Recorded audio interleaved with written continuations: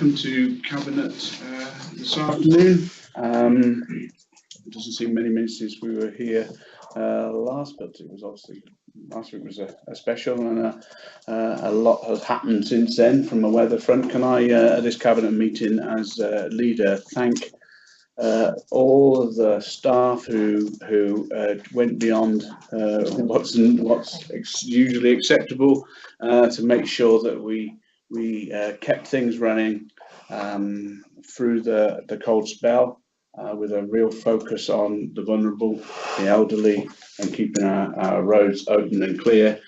Fantastic job was done, all supplemented by many volunteers, and we are so thankful for all of the work they did. Just showed what a team effort was put in, and speaks volume about the nature of people we have in our community and in our organisation. So a big thank you from the Cabinet, from the administration, and from me personally. Okay, we have a couple of apologies today. Firstly, Bob Greenland, Deputy Leader, he had an operation yesterday on his eye, and he couldn't obviously be here today, and Brian Jones isn't able to be with us either. So I'll ask colleagues to introduce themselves for those people who may be watching, and a welcome to them as well, to you as well. I'm Peter Fox, Leader of the Council. Phil Murphy, Cabinet Member for Resources. Richard John, Cabinet Member for Children and Young People. Sarah Jones, Cabinet Member for Social Justice and Community Development. Paul Jordan, Cabinet Member for Governance. Penny Jones, Cabinet Member for Social Services, Safeguarding and Health. Dimitri? Dimitri Petrini, Leader of the Labour Group. Okay, thanks for that. I haven't received any apologies. I don't know if we've received any apologies for other opposition leaders. And we're not joined by any other members today. We're joined by officers. Welcome to you all, and visitors from officers from the EES. Thank you for coming. Please, as you contribute during the meeting, could you introduce yourself and tell us who you are at that point, if you could. Thanks for that. Any declarations of interest at this point? No. Okay, as usual, if we find any, we'll raise them verbally and fill in the appropriate pro forma, and we'll take them as and when. Okay, we've got a Richard John show for most of the meeting today, so we're in good hands. So item 3, little one then, the first meeting, that's the Education Achievement Service Business Plan. Richard.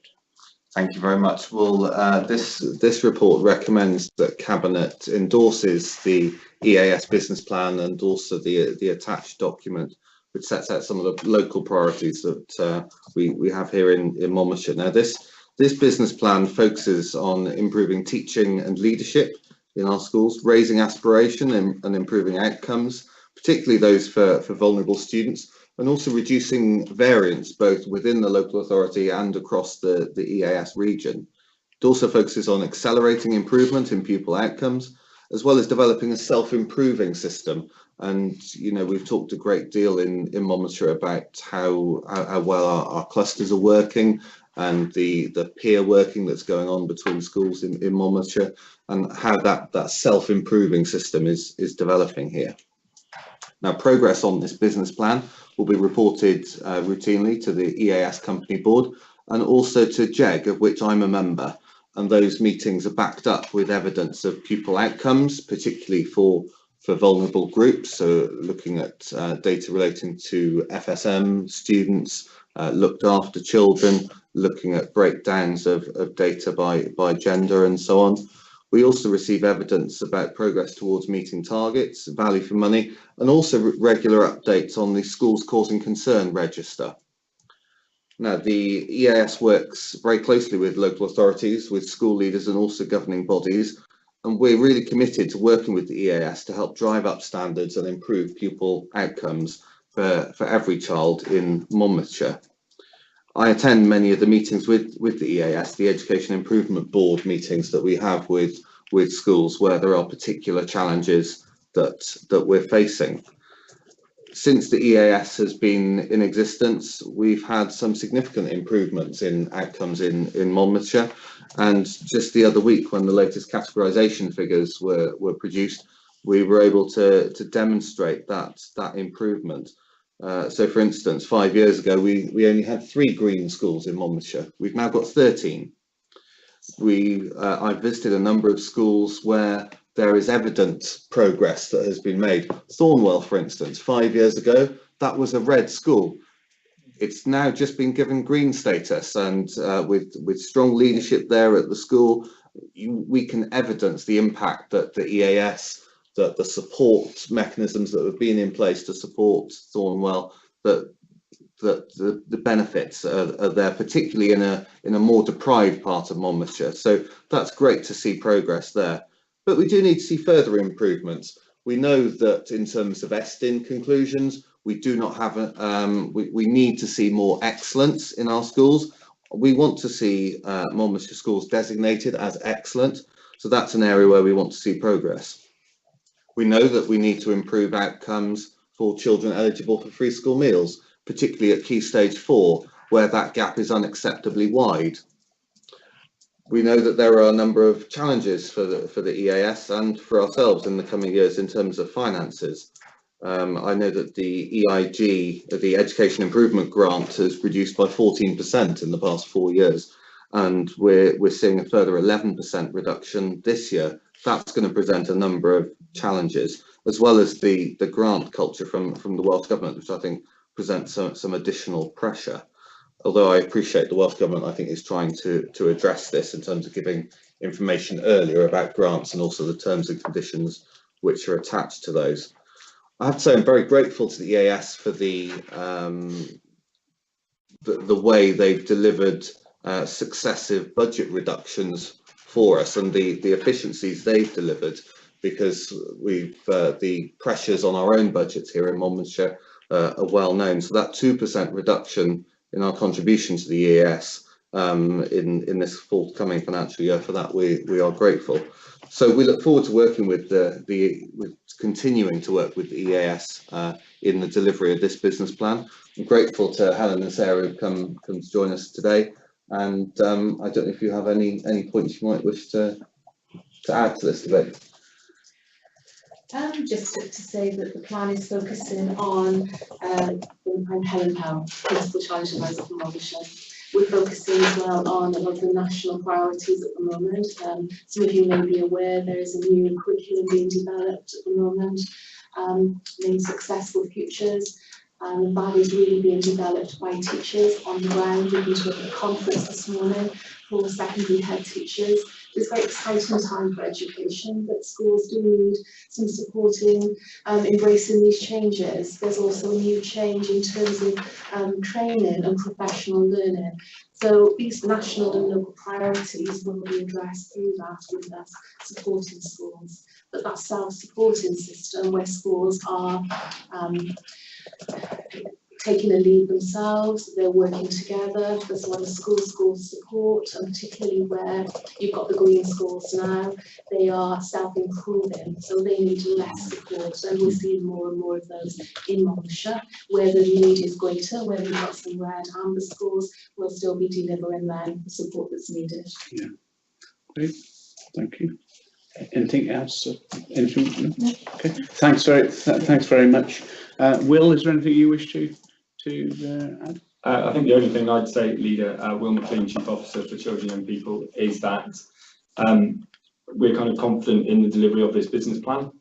We also know that it will be successful by good joint working between the local authority and the EAS, and that's something which we'll continue to do.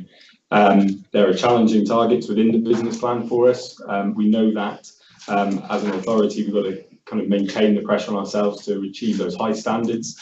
We know that we've got to maintain that focus on vulnerable learners, and that's what the business plan sets out for us to do for the next year. Yeah, thanks, Will. And can I and thank you, Richard, for introducing that, but also thank the EAS. We've been working together obviously for a long time, and we've you know, that improvement service has been evolving from those early days, and it's become absolutely fundamental, obviously, to improvement in Monmouthshire. So I do thank you and the service for all it's doing, and recognise the constraints you're working under as well. So driving continuous improvement in that environment is challenging, but we work together as a good team. I think the focus is right. Focus is, you know, moving more schools to an excellent is really important, but you know, really important to us as well. And I know to Sarah would be narrowing that gap. It's unacceptable gap for us, and we do need to see significant progress in that area. And I know there's a lot of focus going to beyond that. One of the things I suppose as an authority we recognise might prove not challenging but different for teachers is that moving almost pedagogy, I suppose, as we're embracing a different type of teaching and learning in our new environments, in our new schools. Caldecott, for instance, good example. Some of the plaza-based schools and things like that.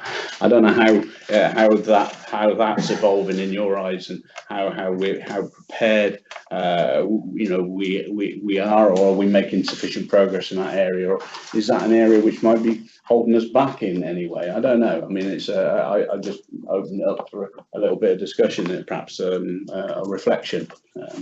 I notice it's, you know, it's part of the plan addressing the curriculum pedagogy and things as going forward.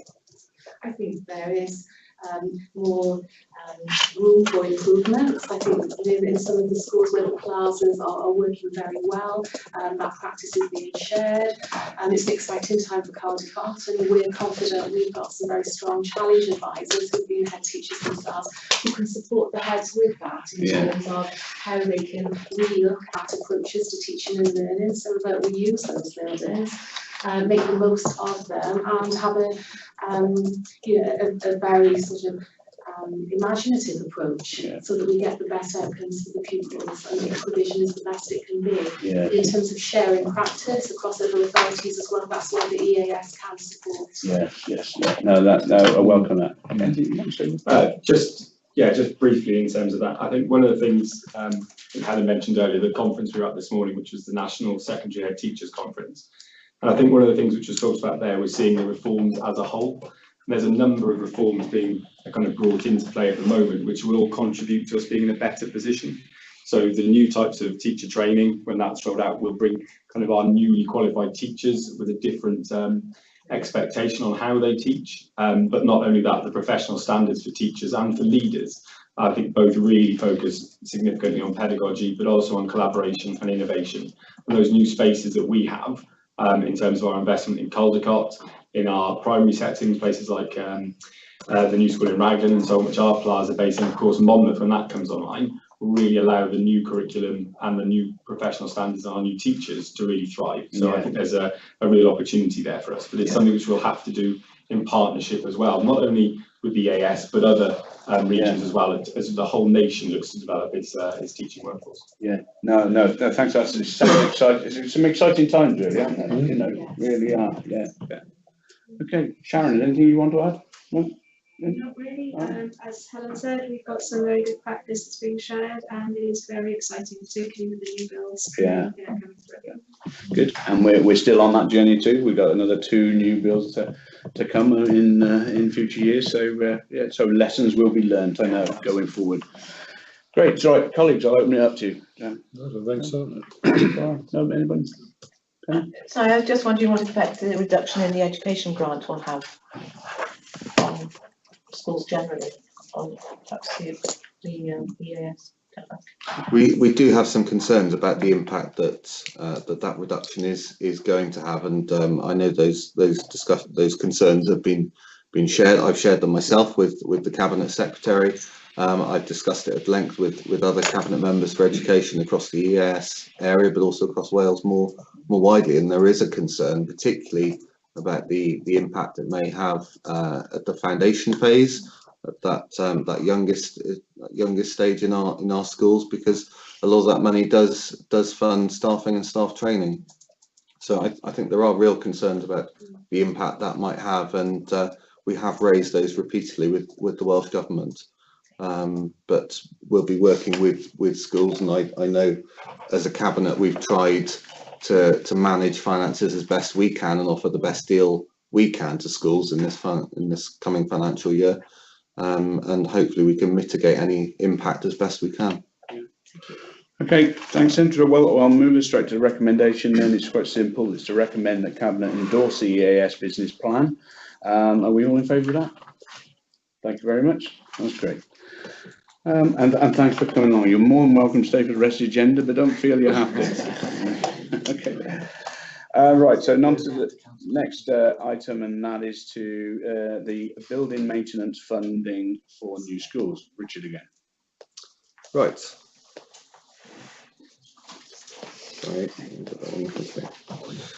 So this report proposes to reduce the funding available for annual maintenance for a number of our new schools. Now, by definition, you would expect to spend less in this coming financial year, 2018-19, in terms of routine maintenance at Caldecott, which opened in 2017, compared to, say, Chepstow School, which opened in 1964. So we're proposing that there'll be a significant reduction in the funding available for building maintenance for schools that are under 10 years old.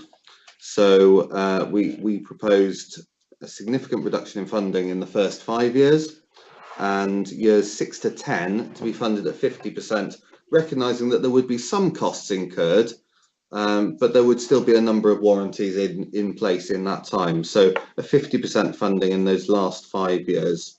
So the schools affected, we're looking at Monmouth, which is due to open in September 2018, Caldecott, which opened in September 2017, Raglan, which opened in September 2015, Thornwell in 2014, Dewstow 2012, and Roggett in 2009. Now, these proposals were discussed in quite some detail by our school budget forum, and there was broad agreement for the proposals, but there were a couple of concerns that were recognised, and as a result, the proposals have changed following that consultation. So we've agreed to fund statutory maintenance, so things such as PAT testing, which will still need to be done annually, and some other routine cyclical maintenance. So there's clear evidence that these proposals have changed as a result of that consultation. And I think that's really important that we listen to head teachers and school governors and people working on the front line in our schools, because they have that very clear understanding of what's going on in their local school. So I think that's very important. So we're now looking at a slightly reduced saving as a result of those amendments. We're looking at just over £116,000. Now, I note that there's been some discussion about this in the local press, and I noted that a couple of weeks ago in the Monmouthshire Free Press, there were some letters that had been sent in by a number of residents who'd read this article. I think it was while the issue was being discussed at Select Committee. And there were quite a few residents, I think at least there were a few letters on that page about this issue, and residents were feeling that it's almost a no-brainer. It's an obvious point that you would spend a lot less in routine maintenance in a brand new school than you would in a school that's much older. So we can certainly evidence some public support for these proposals, and we know we're in a time of significant financial challenge. So these are sensible proposals to try and spend money as wisely as we possibly can. Yeah, thank you, Richard. And the schedule of how that's going to be is shared out of those schools you mentioned there in 3.7. Then so and that comes then to that £59,000. So first of all, I'm pleased that the consultation took place, and we had the feedback, and clearly you've listened to that. So we thank you for that. And yeah, it's quite right. I think the public would expect new buildings to require less maintenance. Yeah, I think we all would. I'd also hope that new buildings are going to see a revenue efficiency as well. When we build new buildings, we hope they'll be more efficient. And yeah, I'm looking forward to seeing how we are driving out efficiencies through our new build and new builds as we've put them in over the years. And I don't know if I've seen any assessment of that for some while, and it might be useful just to understand how that's working. Just for lessons learned, certainly Caldecott is going to be a prime example for where we can learn some lessons as we move into the realms of a 3 to 19 or whatever it'll be in King Henry and in Chepstow in due course. Yeah, so pretty well straightforward report. Anybody want to add anything? Yes, Leader, just to point out that the 116,570, we did actually capture that in the budget that went through yesterday. Right. We only talked about the 500,000 net increase in school funding, but that was actually well in excess of that. It was only 500 because of the netting off of some cluster working and these savings. So we did in fact capture them in yesterday's budget discussion. Okay, thanks. Nikki, obviously your author report. Anything you want to add? No, I don't think there's anything further to add. You know, the details are there. I think it's a sensible suggestion around this, and I'm more than happy to bring back. Well, we've got Caldecott open for a year. I'm more than happy to bring back any savings that we've got, and then we've got lessons learned then from Monmouth. I think that'd be useful. Yeah. I think we need to see that. So that'd be great. Thanks for that. Okay, then, so the recommendations are in two. First one, to approve the changes to the funding formula for schools set out in 3.3. Pretty clear there, and to note that if this is agreed, this will only be implemented once there is a need to borrow to fund the future schools capital build. This will be on a pro rata basis over the financial year. All in favour of that?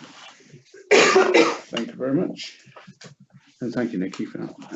Okay, so now we're on to really, well, they're all important, but this is really important. Next report from you, Richard, a consultation paper for inclusion, for inclusion review. Thank you very much. Today we're seeking approval to begin a consultation on a number of proposed changes to provision for young people and children with complex needs. So the recommendation is that we approve the consultation document, which is enclosed with this report. We're going to be pursuing a full consultation with our partners on these changes, and I also wanted to add a further recommendation that enables me as the Cabinet member to sign off that consultation document with one or two minor tweaks which are necessary to prepare that consultation document to begin. I think the formal consultation we're beginning next month, 16th of April. This review was launched in 2016 by my predecessor Liz Hackett-Payne, and the main findings of the review are that the current special needs resource bases don't match current need. We've had a falling number of pupils attending Mountain House, and we don't have current provision in county for either girls or younger pupils. We've got limited specialist provision for primary pupils with ASD, and we don't have any specialist provision for secondary pupils with ASD. We've got a rising number of fixed term and permanent exclusions, and we feel that the pupil referral service is of insufficient size. Now, this review looked at current and future needs of young people and children, and the new model aims to secure equality of access to education for children and young people with additional learning needs. We want as many children and young people as possible to be able to access an appropriate learning environment and have their needs met at their local mainstream school. And we want those needs to be met as close to home within the county as possible. So this model will reduce the number of children and young people having to access education out of county. There are a number of cost savings associated with the model once it's fully operational, and we'd be looking about £500,000 a year. 4 different options have been set out, although we favour option 4 because we feel this best meets the needs of the majority of children and young people within our county, providing appropriate provision within their local community. Now, this report will, this issue will return to Cabinet in the autumn following the consultation. And I must say, I'm grateful to officers and to Alison Waters for her input on this review, which has been invaluable. Now, the timetable is set out in the report for the full consultation, and we want to consult as widely as possible with residents in Monmouthshire, with families who are affected, who have access to resources for children with complex needs.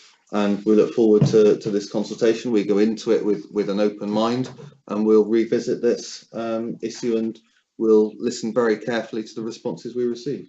Thank you, Richard, and thanks for the work that's gone on so far. I've been looking forward to this for some years. I'm pleased we're at a stage now we can take something really strong and meaningful forward out for consultation with a view to make some real progress. Will, is there anything you want to add? I think Richard's covered the key points in his opening remarks. Really, I think the important thing is that we've approached this review in a very open way. We engaged with head teachers, advocacy groups, teachers from the schools with SNRBs, and our own staff, of course, and brought together a steering group who really looked at the challenges we face across Monmouthshire. I think one of the really important aspects is that we haven't looked solely at additional learning needs, but we've actually provided the breadth and considered inclusion and behaviour in the review. I think the reform that we are proposing that we go out to consultation on is the right model to consult on. But exactly as Councillor John said, it's not one that we're going out with a closed mind at all. We're going out with a very open mind, and we listen to stakeholders as to their views about the type of provision that we are envisaging, and having the right kind of scale of provision for the children in county. And that was one of the key challenges that I think certainly we put to officers within the authority, was to understand the size of provision that we need. I think there was, I think at the turn of the year, one of the questions I was asking was, there's 110 places in the 2 new SNRBs at secondary stage. That feels like a lot. Are they the right type of places? Are we looking at the right designation? So the period of time since the turn of the year has been to really get to an understanding of that. So I think we've done that now. And the proposal would allow us to meet future need for our children in Monmouthshire. And that's the most important part, really, I think, for me, is that we want to meet the needs of our children in our county as close to their communities as we can. And that's been the bottom line throughout the review. Yeah, no, absolutely agree. Sharon or Richard, do you want to add anything? Nothing to add really. Councillor John's, Richard Austin, Principal Officer Inclusion. Councillor John sort of mentioned, some of the areas that are really under pressure. Yeah. Pupil referral service coming under real pressure. Our schools have been challenged to raise standards, and young people are having additional needs and presenting with significant difficulties in schools as well. Yeah. And whilst we've done a good job in sort of maintaining the permanent exclusions at a negligible level, we haven't got that early intervention capacity to assist in stopping the fixed term exclusions increasing, and they have in both primary and secondary. Yes. No. Thanks, Richard. I'm assuming obviously head teachers have been consulted. Are we, staff, head teachers have obviously spoken to their staff. So Mountain House is, they know what the options are. Yeah, indeed. There will, of course, be a full consultation, and the timeline for this consultation process is this will be published formally on the 16th of April, which is the Monday returning after the Easter holiday.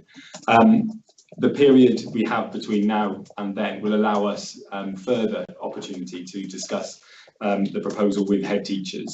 But certainly for those schools which are very affected by the proposal, such as Mountain House, and I have been to brief the staff at Mountain House and their head teacher in the last week. Right.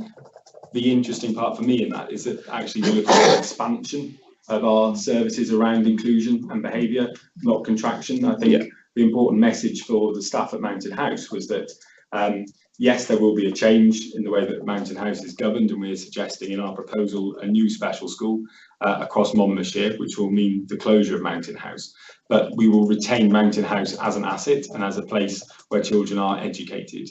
But it seems to be a legacy of former local government organisation that we have a special school for boys aged 11 up. Actually, what we need is a specialist resource for inclusion and SEBD for all of our children, no matter what their age, and both boys and girls. And that was the point in actually we're increasing the capacity that we have to address behavioural issues rather than constricting them. Yeah, no, thanks, Will. I really welcome that move to broaden what the opportunity can offer there, and the recognition of ASD and autism opportunities as well. That's something I've been lobbying on for years and years, and to actually have some real progress toward making a more robust provision there is welcomed, and the opportunity for to work with young girls as well, and those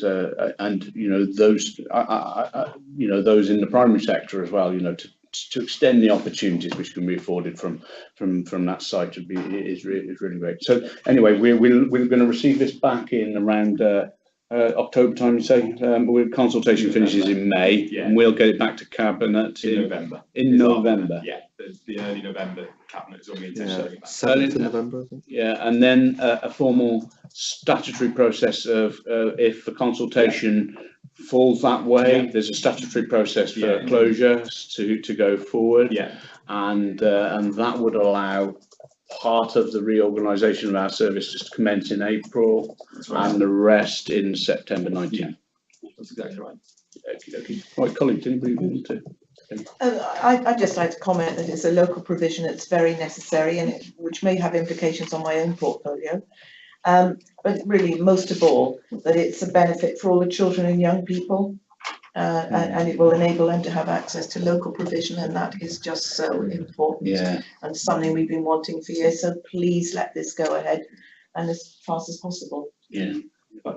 Sorry, if I can just come back on, I think that's a really important point actually with regards to your portfolio, Councillor Jones, and to Councillor Jones as well, in terms of social exclusion, is that actually we've got to work in a really integrated way with our children's services, recognising the importance of early intervention and preventative work. And so particularly on the inclusion side, there is specific investment in early intervention. And I think given the nature of some of the cohorts of children, they will present because they will have vulnerabilities. They will present to us in school with inclusion matters, they will present to children's services, and the sad part is that they're also quite likely to be excluded in a social exclusion sense in terms of their attainment and so on. So a really clear understanding of what that early intervention can look like is really important. So that's a key point. Sorry. Yeah, I think I would just echo what Penny said, but also it just in terms of what we're recommending today, which is around the consultation process and the consultation itself. I think there's a great amount of confidence here in terms of how we're consulting, how we're engaging, and ensuring we're going into that with an open mind. So I think, this certainly gives me confidence that we're going to engage and listen to those people as part of that process. Yeah, thank you. I'm not just interested in this from the budgetary side. Obviously there could be considerable benefits from that point of view, particularly with regards to reducing external places. If we could do it in county, it's got to be better, not just for the pupils, but certainly for our costs. But also as a former governor and chair of governors for a while, Mountain House, the opportunity of doing a lot more there, I think is really good. I thought for a long time that we're really wasting that asset. I understand all the constraints, but the opportunity of picking it up now and doing something worthwhile with it is really good, I think. Okay, right.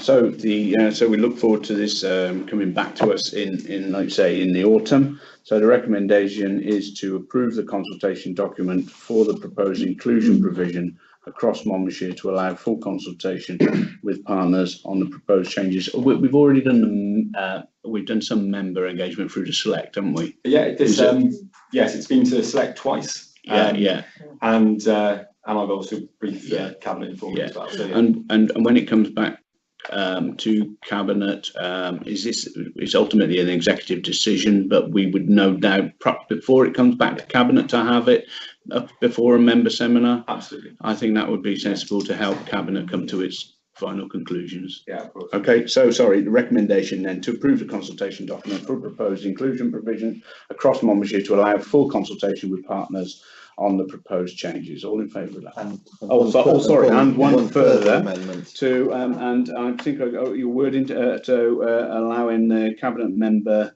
to sign off the document in consultation with the chief officer. Yeah, Something along those lines. Can you write something accordingly? Yeah, of course. Appropriate. Right. Okay. Thanks for that. All in favour of that? Thanks very much. Okay. Right now over to Councillor Murphy, the replacement document for management system for revenues. Thank you, Richard. Sorry. Thank you, Sharon.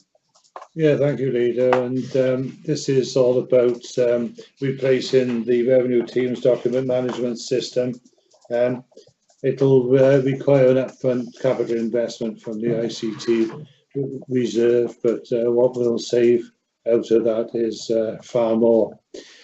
So Cabinet's asked, amongst other things, to agree to release one-off reserve funds of 54,000 from that ICT reserve to pay for the required initial upfront capital investment.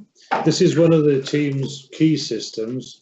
It's used to record all incoming and outgoing mail, and is used to manage the day-to-day work of the team. So a vital part of their software. Our system is old. It's not supported anymore. It's not even the latest version. It's version 12, where the latest one is version 22. So it's high time that it was replaced. We did look around and were advised by the current supplier to migrate to one of their systems. But research showed that that would be an expensive exercise, particularly as Northgate, their information at work system, is currently used by Torfaen, has been for some 12 months, and it was clearly the case that if we joined in a collaboration with a shared benefit service, we already use that collaboration, as everybody's aware, and upgrade our systems to the Northgate system, which is administering the housing benefits, then that additional module will be well worth doing. So as I say, they've been using that over there for the last 12 months, and it'll certainly save us quite a bit of money in doing it. If we go to 7.1 on the report, as I said, the capital costs for purchasing the system are 54,000, but after that the annual costs will only be 2,009. They can be met from the system, from the revenues existing budgets. There'll be some 14,000 saving, 10 of which has been captured in the medium-term financial plan, and the remaining 4,000 will be retained by the service in case they have any additional development costs. So this will substantially improve the systems that are used by that section, and also do a little bit more with our collaboration with the benefits team that we jointly have with Torfaen. I don't know whether Peter wants to add anything to that, but that's essentially it, Leader. Okay, right. Okay, thanks, Phil. Anybody got any questions? No, pretty straightforward report. I've got nothing to add. So the recommendations are in 2, and they are 2.1 to agree to replace the revenue team's document management system as evidenced in this report and the accompanying business case, to jointly contract with a shared benefit service for Northgate Public Services to provide a document management system, which is known as Information at Work, to agree to release one-off reserve fundings of 54,000 from the ICT reserve to pay for the required initial upfront capital investment. All in favour of that? Thank you. Okay, on to the whole authority strategic risk assessment. Paul Jordan. Thank you, Leader. The report presented today gives Cabinet the opportunity to consider the current strategic risk faced by the Council and approve the assessment as an accurate record of them. The risk assessment has been prepared in line with the Council's risk management policy, which makes sure that strategic risks are identified and monitored, and mitigating actions are appropriate and proportionate. The risk assessment includes high and medium level strategic risks that have been identified. Risks are assessed based on the likelihood of something happening and the potential consequences if it does over the next 3 years. We as Cabinet approve this once a year, but officers keep us up to date throughout the year, and all members have access to the latest version of the risk assessment on the hub. New risks identified since Cabinet last considered this are marked, and risks as having been removed from the risk register have been identified in a separate table. The potential risk covered a range of areas, including finance, safeguarding arrangements, and information management. With a range of services provided by the Council, we're always going to be subject to a variety of risks in our service delivery. The Council's aim and intention is to anticipate and manage risks proactively rather than deal with consequences of actual occurrences. The changing nature of the environment in which we operate highlights the importance of risk management to the Council. We're not seeking to avoid all risks. Our corporate plan identifies well-managed risk-taking. It's a vital part of our business as an organisation and adapts and changes in response to the challenges and opportunities. This report went to Audit Committee on the 11th of January, and we have discussed the risks identified in the schedule separately in Cabinet, and I bring this report with the recommendation that it's approved as in paragraph 2. Yeah, thank you, Paul, and Richard's here as well. Welcome, Richard. Anything you want to add, Richard? Sorry, Richard Jones, Boston Performance Officer. I think it's the drawing of the main points. Just to reiterate, obviously today is your annual review of the risk register. The risk environment update is clearly not static. As Councillor Jordan said, we do update this every year as the evidence becomes available for everyone to review. Yeah, thank you, Richard. And as you pointed out, Paul, it's available on the hub for anybody to look at. And I know, colleagues, you were monitoring this as part of your briefing. It is a living document. It has to be. We've been through the risks. We feel they're well attributed, and we're comfortable with the leads and ownership of these. Obviously, there is one on Brexit this year, which was missing last year, Dimitri pointed out, and with that, it's going to be, it's still uncertain, so it is a legitimate risk which we need to monitor, as is one which perhaps isn't on there, which might need to come on in the near future. Listening to the news, or rather reading the news of the First Minister suggesting that Cabinet of Wales Government have been discussing the future reorganisation of local authorities once again. With a likely announcement in the next 3 or 4 weeks, probably. So again, I don't know if you call it a risk or what, but it's something which clearly needs to be prepared for, and we'll have to be monitoring things going forward if that comes to fruition. I'll be meeting the Cabinet Secretary on Monday. Perhaps he may share some of his thinking along these lines, but of course it's moving the deck chairs again, and that creates a lot of concern and anxiety across local authorities right across Wales. So that may be a risk we need to add into this, I think, going forward. Okay, colleagues, anybody got any issues with the risk or anything they want to add? No, I'm quite happy with the ones I've got. Okay. Anybody? No. Okay. So there are challenges. We will keep monitoring these continuously, as is expected. So the recommendation then, recommendation 2.1, the Cabinet members approve the risk assessment shown as Appendix 1 as a realistic and evidence-based appraisal of the strategic risk facing the authority over the next 3 years. All in favour of that? Thank you very much. Thank you, Richard. Okay, and let's move on to the last report, and that is the 2018-19 Education Welsh Church Trust Fund Investment and Fund Strategies, regular report we see. Phil. Yes, it is a regular report. It's the one that always comes along with the whole authority one, which we dealt with in council yesterday. And the purpose of the report, as it says here, is to present for approval the 18-19 investment and fund strategy for those funds.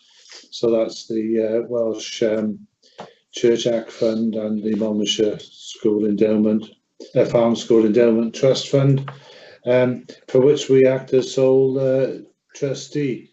There is, however, a little problem with this report in item 2.5 of the recommendations, where it actually says that total investment returns were 205,979.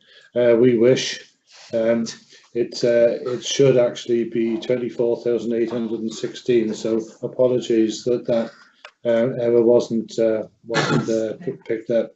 I do have another report here that actually shows 24,816, but not the one that's in front of us today. So as I said, the authority acts as sole trustee.